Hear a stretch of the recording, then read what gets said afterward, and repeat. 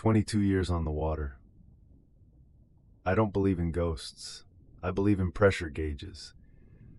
At depth, a wrong reading doesn't mean something spooky. It means you're about to die. Pressure is math. 1 atmosphere for every 10 meters of seawater, plus 1 for the air above. At 168 meters, that's 17.8.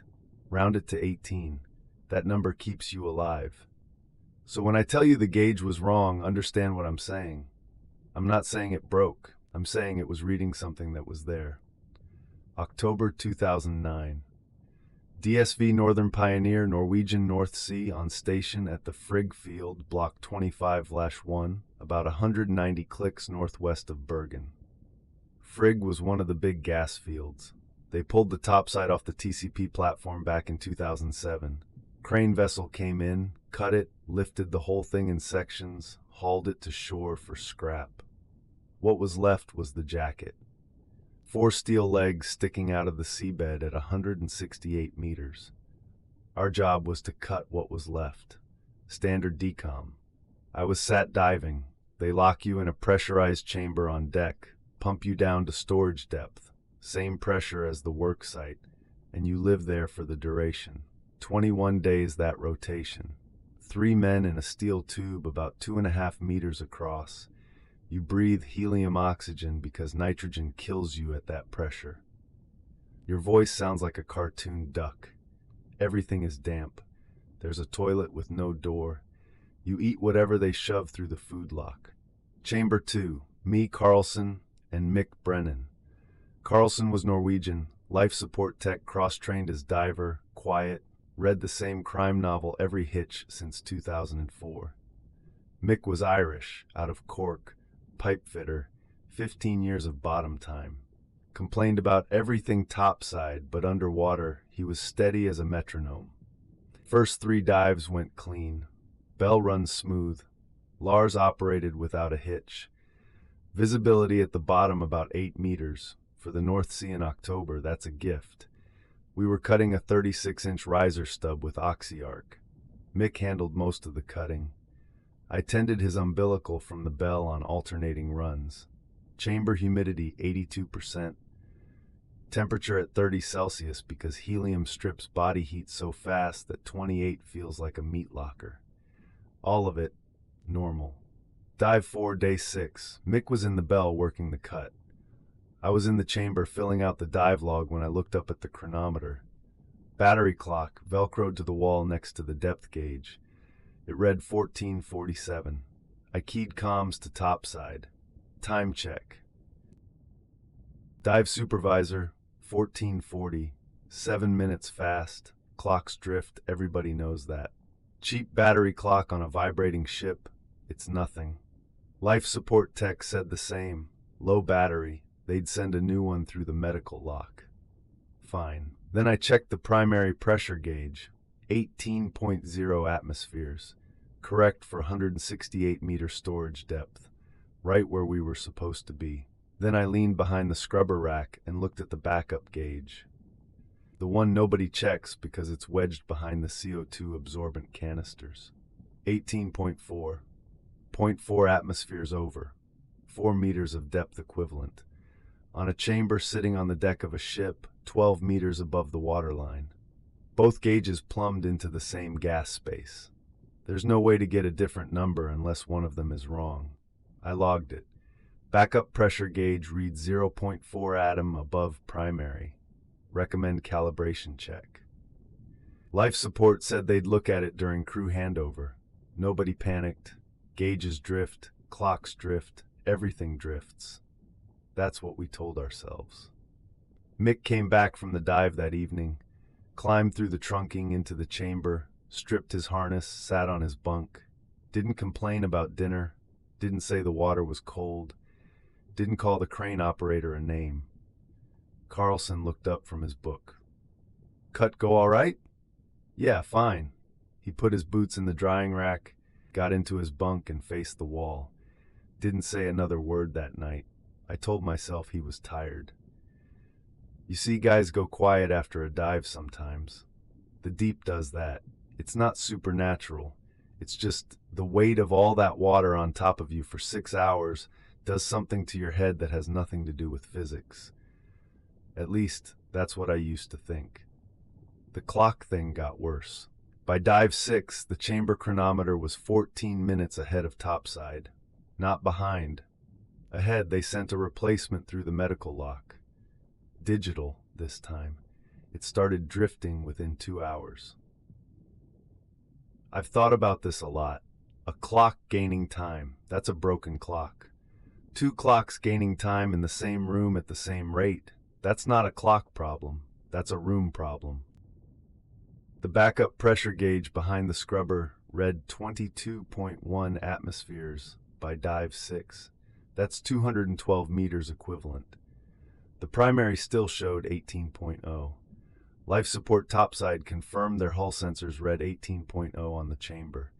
But the dive supervisor mentioned, casual like ordering coffee, that the keel-mounted depth sensor was acting up, reading 31 atmospheres, 300 meters, on a vessel floating in 168 meters of water. "Don't worry about it," he said. "Keel sensor's been squirrely all season." I let it go. You learn that offshore. The North Sea eats electronics. Stuff fails. That's why everything has a backup. But the chamber was getting cold. Heater running, fan cycling, but the temperature dropped from 30 to 27 Celsius. At 18 atmospheres in helium, 3 degrees is the difference between comfortable and hypothermia. Helium conducts heat 25 times faster than air. At 27, I could see my breath. In a heated, pressurized chamber on the deck of a ship. Carlson stopped reading his book around day 8, just set it down, started sitting on his bunk staring at the viewport. The thick glass porthole that looks into the moon pool trunk where the bell deploys. All you should see is steel trunk wall, guide wires, maybe the water surface. He stared at it for 3 hours. I asked what he was looking at. "The water's moving wrong," he said. I looked. He was right. The water surface at the bottom of the viewport, it should be sloshing. Ship was in 4-meter swells. Your coffee moves, your bunk moves. The water in an open-bottom trunk should look like a washing machine. It was flat, perfectly still, like a swimming pool in a basement. I logged it as moon pool trunk surface anomaly. Even writing it, I knew it was garbage. There's no physics that makes the North Sea go flat inside an open trunk. Mick hadn't spoken more than 10 words in 2 days. They screen us for claustrophobia before SAT. Psych eval, the whole thing. I passed that screening for 22 years. I'm telling you this so you understand. What happened next wasn't claustrophobia. I know what tight spaces feel like. This was something else. Dive 8. I was bellman. Standard run. They flood the trunk. The bell lowers through the moon pool. You descend on guide wires. 12 minutes to reach 168 meters. At 140, I heard my own voice on the comms. Bell at depth. Diver lock out. Standard call when you reach working depth and open the bottom hatch. I've said those words 400 times. But I was at 140, still descending. I hadn't said anything. The voice was my voice, my accent, the way I clipped the T and out because I grew up in Beaumont, not Galveston, even though I lie about it. I said nothing. Watched the depth gauge. 145, 150, 158, 164, 168. Bell at depth. I keyed the comm, said the words. Bell at depth. Diver lock out. They matched exactly. Word for word, inflection for inflection. Like lip syncing to a recording of something I hadn't done yet. I logged it. Comms echo, possible crosstalk with Chamber 1. Chamber 1 confirmed they heard nothing. Mick went out and did his cut. Didn't ask about the comms. I didn't tell him. Some things you don't say in a steel tube at 168 meters because saying them makes them real, and down there, real has weight. Dive 9, day 11, Carlson wouldn't go. Sat medic checked him through the medical lock. Resting heart rate, 112. That's not a diver's number. They pulled him from the rotation. In SAT, you don't force a man into the water. If his head's wrong, he kills himself or you, and you're stuck in the chamber with whatever's left. Two-man bell, me and Mick. He dressed out, ran his pre-dive, bailout bottle, hot water suit, umbilical check. We didn't talk. The bell sealed. They flooded the trunk. We went down. Descent was normal. Water turned from gray-green to black inside 60 meters. At 168, I called it. Bell at depth, diver lock out. This time, nobody else said it first. Mick dropped through the bottom hatch. I watched his umbilical pay out, 10 meters, 20, 30, heading to the riser stub, finishing the circumferential cut from 2 dives ago. His breathing on comms was steady. 40 minutes in, then Mick keyed his comms. There's lights below me. I checked his depth, 168 meters. Seabed at 170, 2 meters between his fins and mud. Below the mud, rock, 60 million years of rock. What kind of lights? Under the mud, like there's something down there with windows. I told him to come back. He didn't argue. I could hear his breathing go fast and shallow. When he came through the hatch, his hands were shaking. Not from the cold, hot water suit was running fine. His hands were shaking because his hands were shaking. We sealed the bell. I called for recovery. Dive supervisor asked why I was aborting with 40 minutes left. I said the diver was fatigued. That word covers everything you don't want to say on a recorded loop. Back in the chamber, lights dimmed for sleep cycle. Carlson sat at the viewport, hadn't moved. Mick went to his bunk and pulled the blanket over his head. I couldn't sleep. Lay there listening to the scrubber fan and the hiss of oxygen injection and the silence of a ship that should have been creaking in 4-meter swells but wasn't making a sound. I got up, went to the viewport. Carlson didn't look at me. I looked through the glass. I saw the seabed, not the moon pool trunk, not steel walls, not guide wires. The seabed, clear water, visibility maybe 40 meters, impossible for the North Sea, let alone from inside a chamber on deck.